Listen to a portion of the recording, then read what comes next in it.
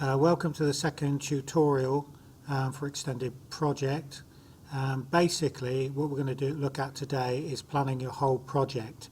There are a number of ways you can do this using a spreadsheet or a simple planning chart, but today we're going to look at another Google Apps called Gantt Project. So first of all, you need to go to your Google Drive. You can find that link on the left hand side of your Extended Project room in Moodle, or anywhere on Moodle as a matter of fact. That will take you to your drive, and then what you need to do is go to the Create button, and like we did before, go to Connect to More Apps at the bottom. Now what you need to do then is to type into the search Gantt, and then you should be able to scroll down. You should see, or I put Gantt there, but Gantt for Google Drives, and just connect to it. Okay, just accept all the dialog boxes that come up, even if it's asking to access your local drive. Accept that, or else it won't work. And then you go to Create, and then you open up Project Gantt, and again just accept if anything pops up. Okay then, Gantt has an area where you can put tasks in, the durations of the tasks down here, and also if you scroll across you can manipulate the start and end dates of each task that you want to do. I would ignore all the other columns like resources, etc., and some of the left hand columns will populate themselves. Over this side you've got the actual timeline, which will build up as soon as you start to enter tasks in here. Now first of all, you can go to Project Properties, and basically you can name your project. I'm just going to put EPQ Project Plan. Okay. If you started the project earlier, notice we've got American dates here. We're going to sort that out in a minute, but for a time I'm just going to change this artificially to the 7th, 29th of the 7th. That's when the project started, but you will have to put when you started your research and started doing that there. So I'm just going to save that. So that will affect the start date of your project. Okay, the next thing you want to do is look at in Project Properties, you want to look at Region here, and this gives you the option to change the date format. So I'm going to change it from day, month and year, or to that. You can change the currency, but we won't be using currency in this, so it doesn't really matter. And you can also change from the 24-hour clock to the standard time, or vice versa. So just click Save on that. So really we've set up, you can see the project names up here, we've set up the initial project, and now we need to put in a number of tasks. Now there's two ways you can do it. You can either plan it out, you want to conduct some research and then you're going to start planning your project, or you're going to write your first draft or whatever.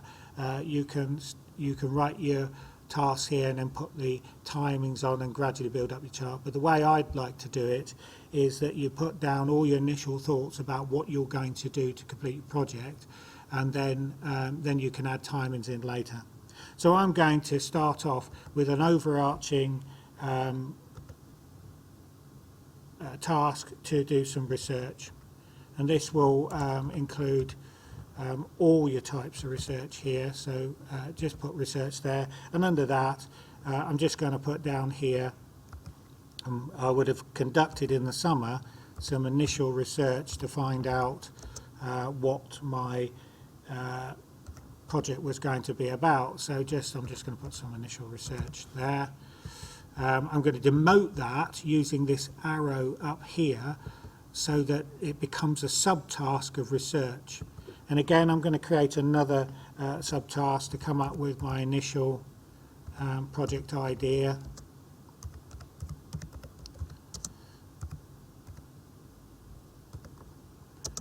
and title after a bit of research. Again, this is just, I'm not telling you what to do here. This is just me throwing down some ideas to show you how to use this chart. It's totally up to you what you call things or what you do things. So now I'm going to meet with a supervisor probably.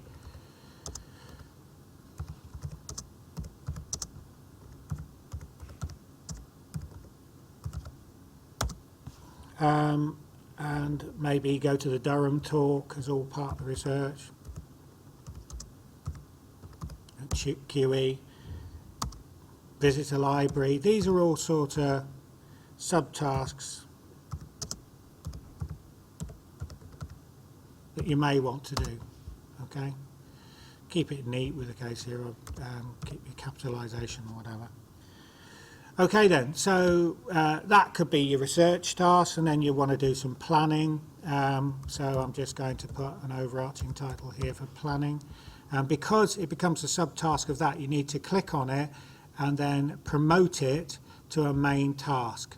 That moves it over to the left. So after that then, I'm going to plan, say, a project schedule. That's what we're doing now, and this, you want to set some time aside to plan your project schedule.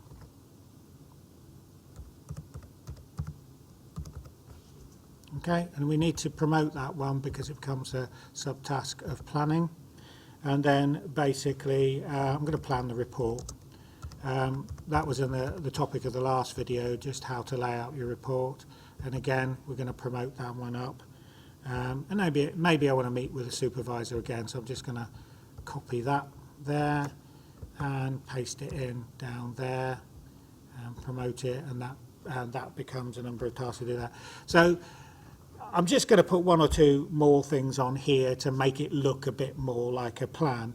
So I'm going to put down here a main task of writing my first draft report. Okay, and then more importantly, we have to promote that. Then more importantly, we've got certain times when you have to you've agreed with your supervisor, for example, to hand things in. So on this particular one, we're going to put in what is called a milestone. We're just going to put an agreed deadline.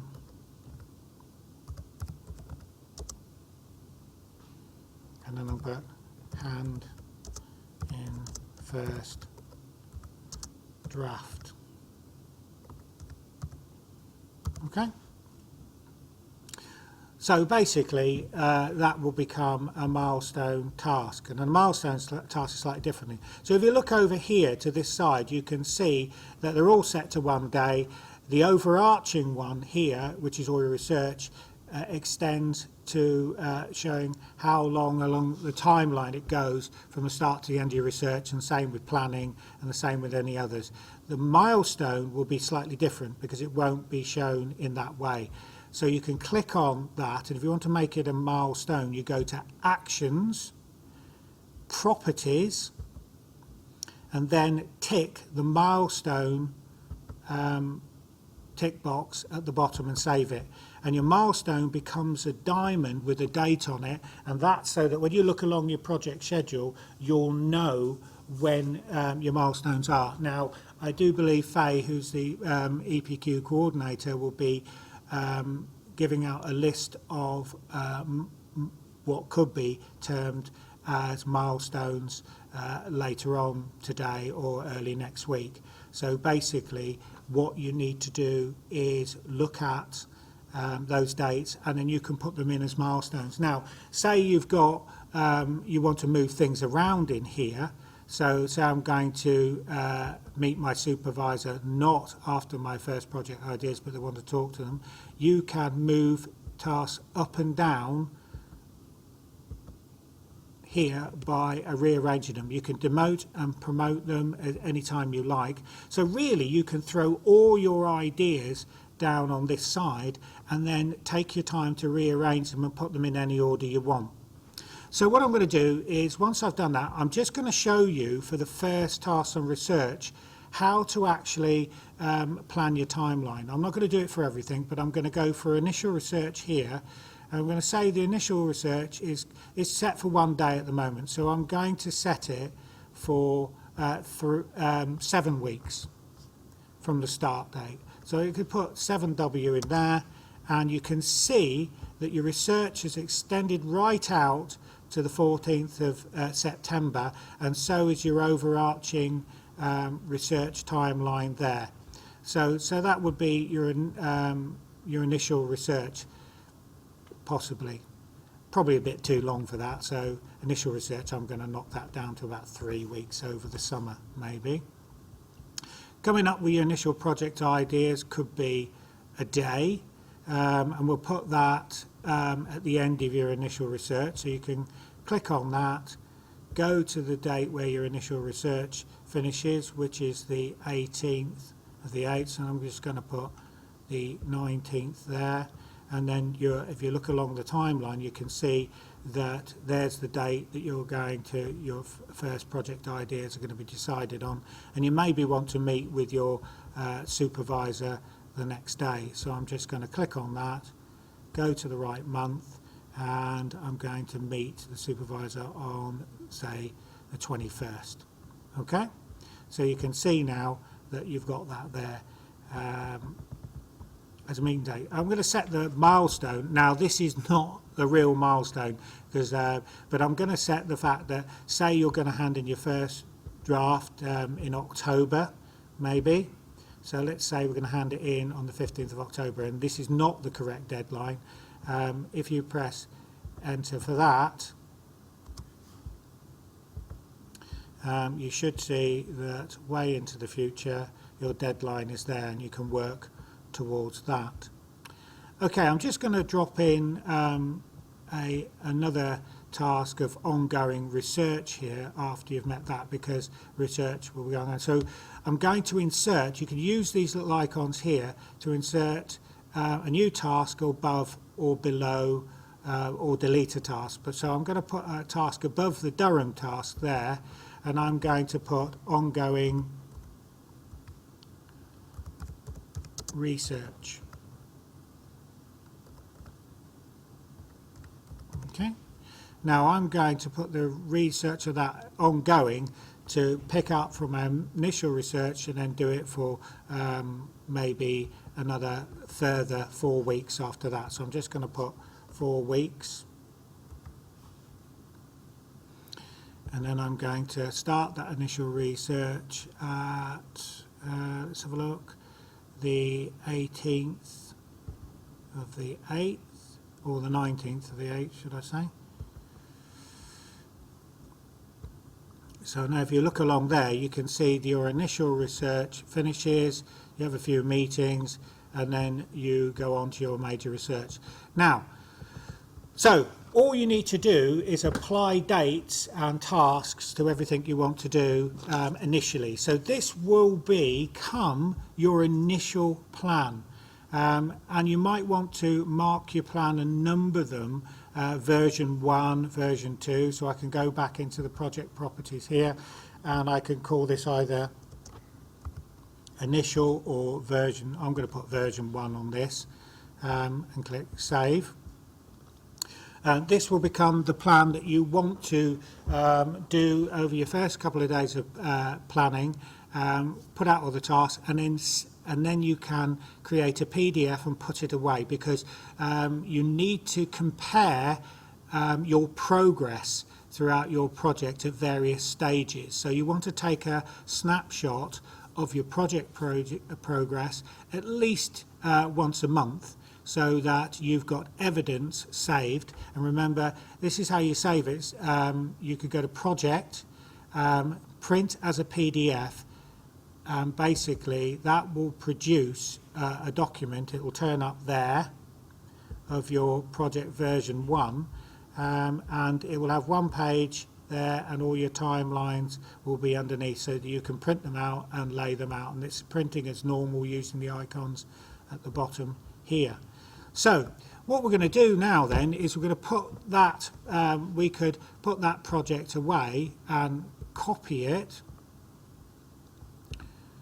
Just let me close that down. I'm just going to save it. Here's a word of warning here. You have to actually save this one or put it onto auto-save here, or else it's not like other spreadsheets or other documents on Google Drive which just automatically save. So basically I'm going to close that down, go back to my Google Drive and find it. Here it is. And I'm just going to say copy that somewhere on here, make a copy of it. Okay, so somewhere on there should be a copy. There it is. And all I'm going to do is rename that one. Right click it, rename it. I'm going to put version 2 on the end there, and then take that off. Okay, so now we should have version 2 and version 1 of our Gantt chart.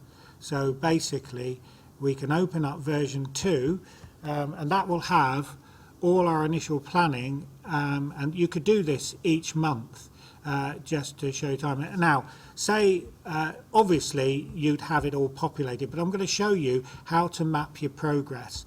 So for instance, if you've completed your initial research, you can click on initial research there, go to actions and properties and place in there 100%. Okay, so that's under general settings, actions and properties. Save it, and you can see that you get a progress line moving across the top black bar which shows your overall research, but also on your initial project. So if you complete each meeting, you put 100% completed the meeting. Again, actions, properties, again you can write 100%, and you can see that you've actually met your supervisor. If you change the day, just move it, and then you can write about it in your diary why you've moved the date or whatever. So I'm going to set that one to 100%. Actions and properties, again 100%. Okay, now let's say that we've only achieved about a quarter of our ongoing research so far. So again, we can go to action, you could click on, ongoing research, action, properties, and we'll just put 25% of that. Okay, and that sort of gives you an ongoing snapshot of where you are in your project yourself. And if once a month or wherever you want to save it, you make copies of these, separate copies, then you've got an ongoing record showing your planning. And if you rearrange tasks or you add new tasks or anything like that, then note it down in your diary, show evidence in the form of your planning, and you will have a wealth of information to show that you've correctly planned your project. Okay, that's it for this video. Remember to save it, close it down, check it's in your Google Drive, make a PDF if you want to. Any questions, then email me at the top of Moodle. You'll get my Gmail address. Thank you.